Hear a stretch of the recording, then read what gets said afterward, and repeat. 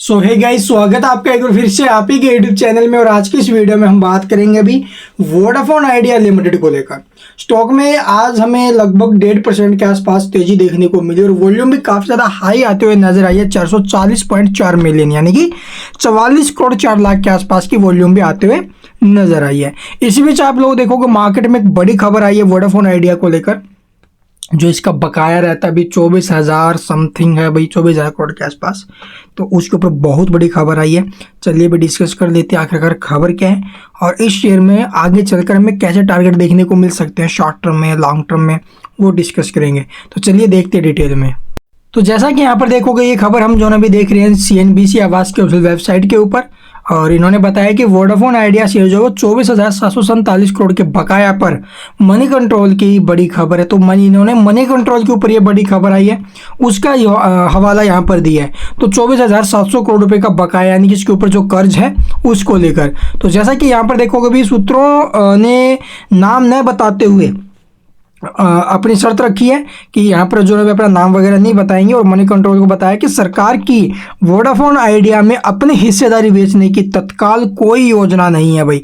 यानी कि government Vodafone idea से अपनी कोई भी हिस्सेदारी नहीं बेचने की योजना बना रही है, यानी कोई योजना नहीं है उनकी। इस बारे में तभी फैसला लिया जाएगा जब कंपनी में सुधार के संकेत दिखेंगे, यानी कि कंपनी के अंदर कुछ सुधार होंगे, उस कंडीशन में ये जो स्टेक सेल वगैरह है इसके ऊपर गवर्नमेंट विचार विमर्श कर सकता है। तो मनी कंट्रोल की खबर के मुताबिक क्या है, सूत्रों ने बताया कि बैंक गारंटी माफी पर सरकार का विचार जारी है, और सूत्रों की माने तो 24,700 करोड़ रुपए की बैंक गारंटी माफ करने पर विचार हो रहा है। यानी कि कंपनी के ऊपर जो कर्ज है 24,700 करोड़ का, इस बैंक गारंटी को जो है माफ करने का विचार हो रहा है और इस पर जल्द फैसला लिया जा सकता है। देखो इस पर फैसला नहीं आया है कि 24,700 करोड़ जो भी इसका ऊपर कंपनी का बकाया है वो यहाँ पर कर्ज जो माफ कर दिया जाए, नहीं, इस पर बातचीत चल रही है, विचार विमर्श हो रहे हैं, लेकिन फैसला अब तक नहीं आया है।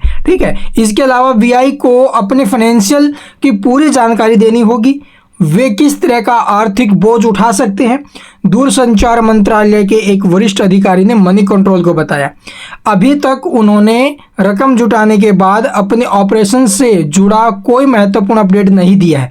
यानी जो रकम जुटाई अभी बाजार से इन्होंने QIP के माध्यम से है, ठीक है, प्रेफरेंशियल इशू जो भी किया है इन्होंने, उसके माध्यम जो भी फंड रेज किया है उसके ऊपर ऑपरेशन से जुड़े कोई भी महत्वपूर्ण अपडेट अब तक नहीं दिए हैं भाई।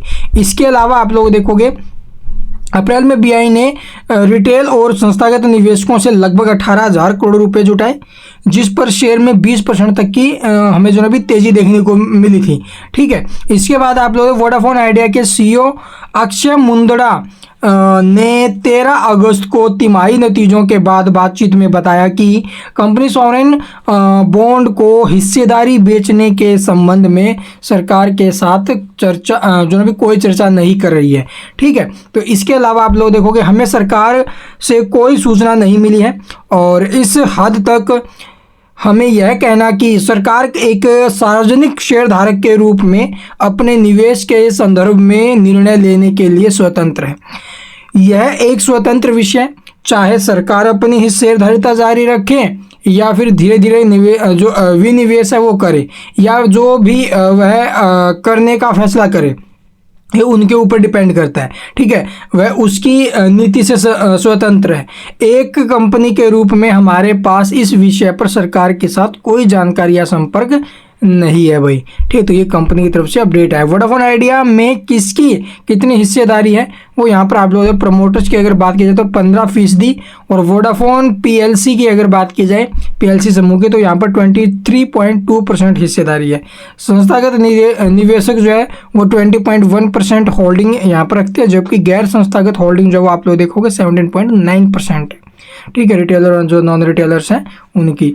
और इसके अलावा वोडाफोन आइडिया में 31 मार्च 2024 तक आप लोग हिस्सेदारी जो अभी 20 सरकार की जो हिस्सेदारी है वो लगभग 23.8% थी, जो 2023 में 33% थी।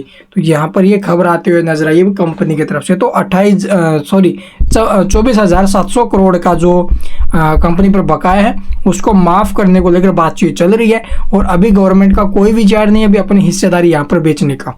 तो तो बस ये अपडेट और इसका अपडेट के बाद जो शेयर है वो हमें कल के दिन थोड़ा बहुत और एक्शन में आते हुए नजर आ सकता है। आज भी रहा है, कल और आ सकता है। चलिए देखते हैं चार्ट इसका। तो यहाँ पर देखोगे 1 आवर टाइम फ्रेम चार्ट्स के ऊपर आपको लास्ट में इसमें रिकवरी देखने को मिली था। अभी जैसे ये न्यूज़ आई थी उसके बाद आप लोग देखो स्टॉक में हमें ये तेजी देखने को मिली थी 1% के आसपास।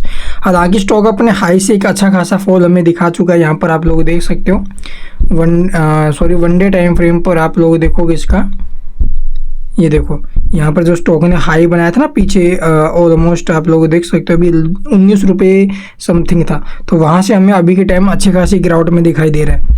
ठीक है, 19 रुपये से अगर देखा जाए तो 15 से 16% गिरावट में शेयर है। तो यहाँ पर स्टॉक में अच्छी रिकवरी आने के संकेत है भाई। और यहाँ से अगर ये शेयर ऊपर में ब्रेकआउट देता है इस वाले लेवल को, जो कि रहेगा ऑलमोस्ट आप लेके चल सकते हो भी 16 रुपये 38 पैसे भाई। इस लेवल को ब्रेक करके अगर स्टॉक सस्टेन करता है ऊपर में तो इसके चांस रहेंगे 19-20 रुपये के आसपास फिर से जाने के, फ्रेश हाई बनाने के। और नीचे में सपोर्ट की अगर मैं बात करूं तो करंट लेवल पर 15 रुपये के आसपास का सपोर्ट भी यहाँ पर बन रहा है भाई। तो ये 15 रुपये का हम सपोर्ट के तौर पर लेवल लेके चल सकते हैं। और ऊपर में 16-38 का ब्रेक होकर सस्टेन करना इंपॉर्टेंट है। और फिर इसके ऊपर में 20 रुपये के आसपास के टारगेट, 19 से 20 के टारगेट्स हमें देखने को मिल सकते हैं। तो शॉर्ट टर्म में स्टॉक हमें 20 रुपये तक के मूव दे सकता है ऊपर में। And thank you for watching the video.